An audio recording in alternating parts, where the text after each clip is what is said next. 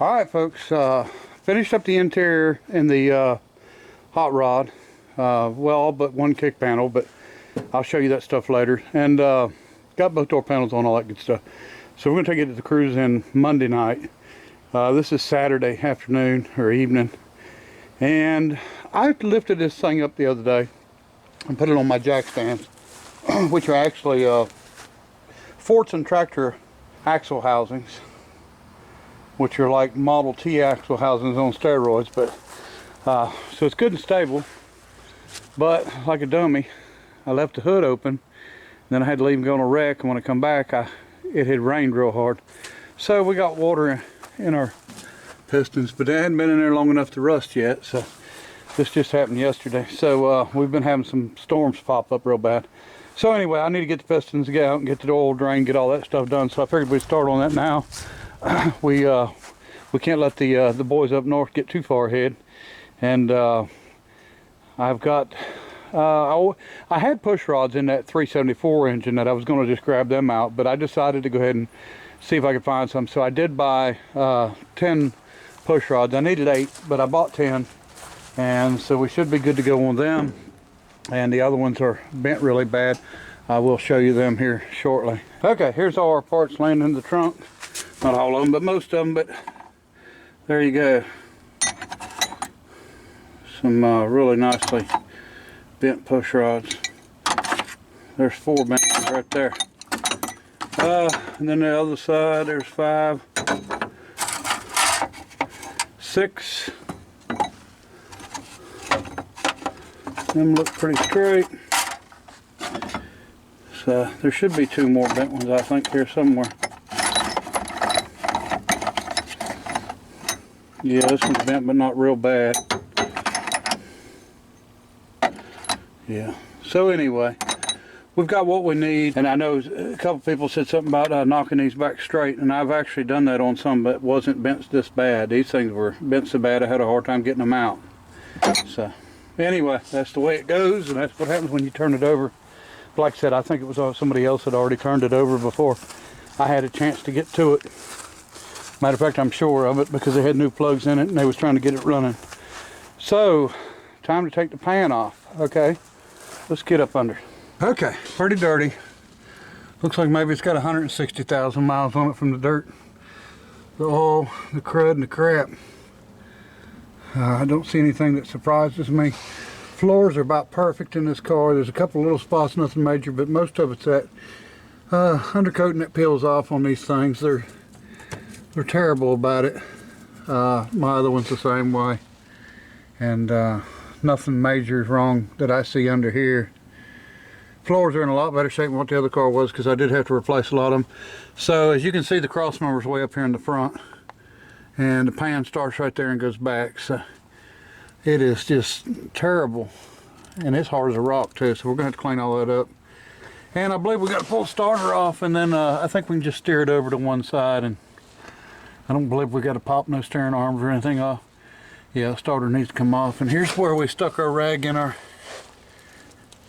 hole for our freeze plug, and you can see right up through there. All right, so this one's just popped out and gone. I don't see any kind of a crack around it or nothing like that, which is a really good thing. So we're going to get the starter off. I'm tempted to pressure wash under this thing, but I don't know if it'll do any good, because it's so the buildup that's on it is so daggone hard. I mean, it's not even it's not knocking off easy, so I'll probably end up having to scrape it off. So all right, let me get the starter off, get scraping off, see if we can get this oil pan off here. All right, we're letting her drain here. Get the oil pan loose. I should know better. I accidentally took all the bolts out before I took the drain plug out, but it's all right. It wasn't above it anyway, so it really didn't matter. But boy, she's dirty up in there, and that's caked on dirt. It's not really grease or nothing. So the pressure washer probably wouldn't have got it off anyway. So oil don't look terrible, but I'm sure it's separated from being so old. It's got a terrible smell to it. So we'll see how much gum's in the bottom of the oil pan here in a minute when we get it down and off. And then we'll go from there and see what happens here. All right. Alright folks, unlike the stick shift car, this has got a lower bell housing, and that's where the starter mounts, and bolts on with 4 bell housing bolts, and then I think it's got a few bolts to go up through the bottom of the block. I think there's one missing there, but looks like I'm going to have to take it out to get the pan to clear, to come out easy. I mean, I might could force it out, but I don't want to bend anything. Start bending these flanges and flats, and we start having leaks, and I don't want that. So we want it to be able to come right out, and they're made to come right out on these cars, unlike the later stuff. So my understanding, this frame was used by Studebaker for a lot of years, from the 50s all the way up through to the early 60s, so they didn't really change anything. So, you know, and these was built to be able to work on, so not a problem, you know, to work on. You just got to make sure you take everything off you need to take off. All right folks, pan's off. Here is what it looks like. You see that sludge in the bottom. What happens is the oil looked really, you know, clear and pretty clean, but all the particulates, dirt, everything actually goes to the bottom, and that's what you end up with. And this is stuff that really, you can see how thick it is. This is old sludge. It won't come out when you drain it. Hard to get it out, so we'll clean all that out of there. Don't see any issues. Most of this here is just stuff I knocked in it when I took it down. I'll show you the crank. Alright, I don't see nothing major. You know, the only thing you can really look at on these was, you know, you can check your rod bearing caps and make sure they don't look dry, like they're burnt, like, you know, you spun a bearing or something like that, which I'm sure there's no bearing spun on this. I think it's just from sitting. So we will pull the pistons next and hope that they're all in good shape. I didn't find any pieces in the bottom in the oil pan, so that's a good sign. And if so, we'll hone this thing and clean everything up, start getting it back together. Of course, we're going to pull the oil pump and the pickup and clean all that really well, make sure everything's okay. And well, anyway, oil pan will come off pretty easy. Wasn't bad. And so I think it'll work out just fine. I don't mind doing this like this. I'd actually prefer to, just because we're not going to spend the money that it takes to do a complete teardown, overhaul, and rebuild and restore and everything else on this thing. So we just want to put her to running. So let me show you on the top side. Okay, as you can see, actually just since I started on this thing today, it's already got a little surface rust on it, which will wipe right off. But anyway, we've got to get these cylinders out and get them honed anyway, or get the pistons out. So what I want to show you, this is a 4-inch bore, which is the same as the 350 Chevrolet, and this is a 352 engine, so stroke's not much difference. But what the difference is, when I was talking about the 5-inch bore spacing, is on a 350 you would have, I don't know how much space between, but I believe it's like 7/16, maybe ½ inch between it. And then like the 400, when you go to that, it's a Siamese cylinder. It's actually, the cylinders are together, and you got a water hole on each side for the water to flow, you know, from top to bottom, and the holes have to be in the head. But on this engine, you can see we got at least 1 inch between here. So that's what I was talking about when it comes to boring and you know, sleeving, doing stuff like that. You can go pretty big with these engines, and they're longer, and it's just that a wider bore spacing is all it is. All right, folks, we just got piston number 1 knocked up through. Ooh, not bad at all. No stuck rings. Yeah, oil rings stuck a little bit. They're not out like they should be. There's a lot of carbon buildup, so this is probably going to be one of the good ones, so we'll see. But I don't see any issues so far with the piston. We'll do some measuring. I don't think the bearings look too bad. These rods are about the size of a small block Chevrolet, maybe just a little bigger, but they got 3/8 studs, and they got clips on them, so it's not a press-on pin. So they actually swivel in the rod and in the piston. So anyway, don't see any issues so far. Let's keep going. This number 1, and got to make sure that they're, yep, got a big number 1 on it. So we need to make sure that all of them are marked. So If not, we'll have to mark them ourselves. All right, folks. Number 2, stuck rings.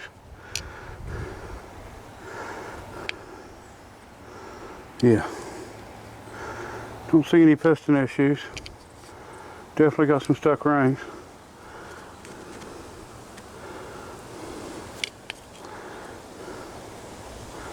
All right. Okay, folks, all the pistons are out, all the rods, all the bearings seem to look real good. We're going to go farther into it and check them. And we did have a little piston stickage. I think that it was stuck pretty good at one time, and somebody got it unstuck. But I don't see any cylinder issues.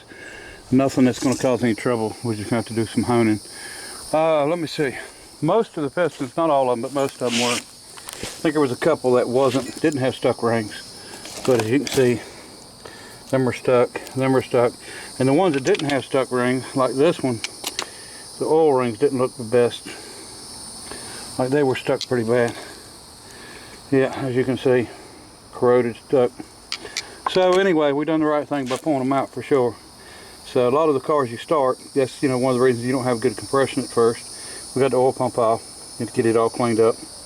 So, but we got all the pistons out. We're gonna clean everything up and check it out real good. I don't think we're gonna need to buy any pistons this time. I think they're all good.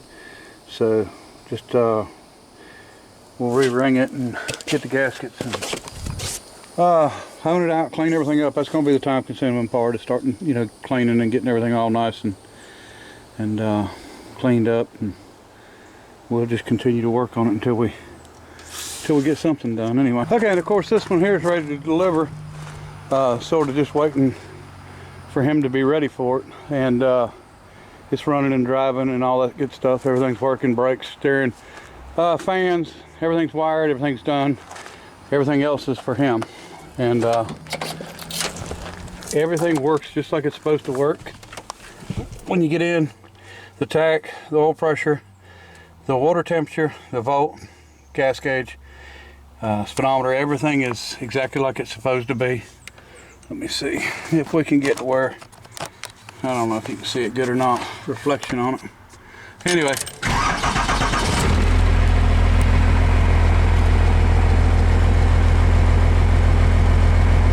So the oil pressure should go down once it warms up, because it's up, near 80. And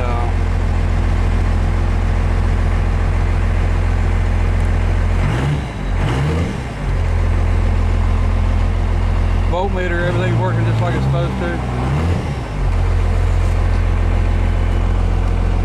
So, glow plug relay is wired into the intake heater. All that's taken care of. And let me see, we're running an electric fuel pump on the frame. Got all the relays hooked up for that. Fan relays, everything's hooked up like it should be. So I don't think there's any issues. It's going back to him now to get the front end put on, and he's still got to paint the front end and everything. Once all that's done, then we will we'll probably get it back for a day or two just to fine tune everything, go through and make sure everything's right. I don't see why it wouldn't be. Everything should work just like it should. We might have a few little things, but as of right now, all the lights that are hooked up's working, the horn's working. He's going to do the cab lights yet. Let me see, there's a few other things. I think he's going to come over and get the dual battery boxes out of this other truck, because it's going to take 2 batteries. It's got 1 on it now, but it's going to need 2. And but anyway, everything seems to be working out pretty well.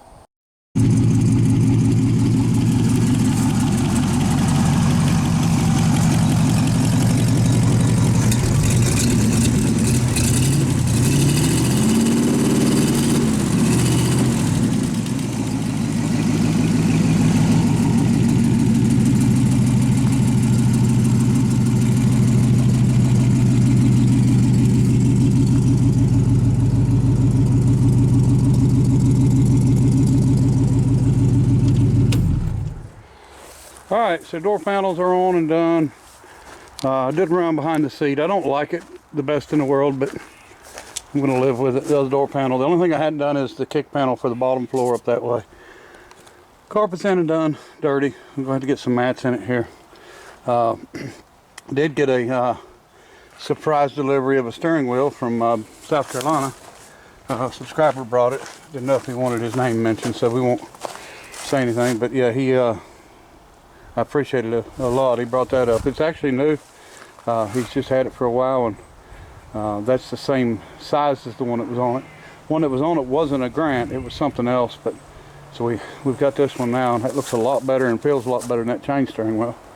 So anyway, exhaust is on and looking all right. We've got just cherry bombs, and of course the homemade headers, homemade exhaust. Everything else is pretty much done. We're not going to go much farther on this one, just drive it a little bit. I think tomorrow is the cruise in, tomorrow evening, here in Johnsonville, so I'll be there with it and try to enjoy it a little bit now that we've done so much work. Anyway, all right, well, I appreciate everybody watching, and until next time, bye.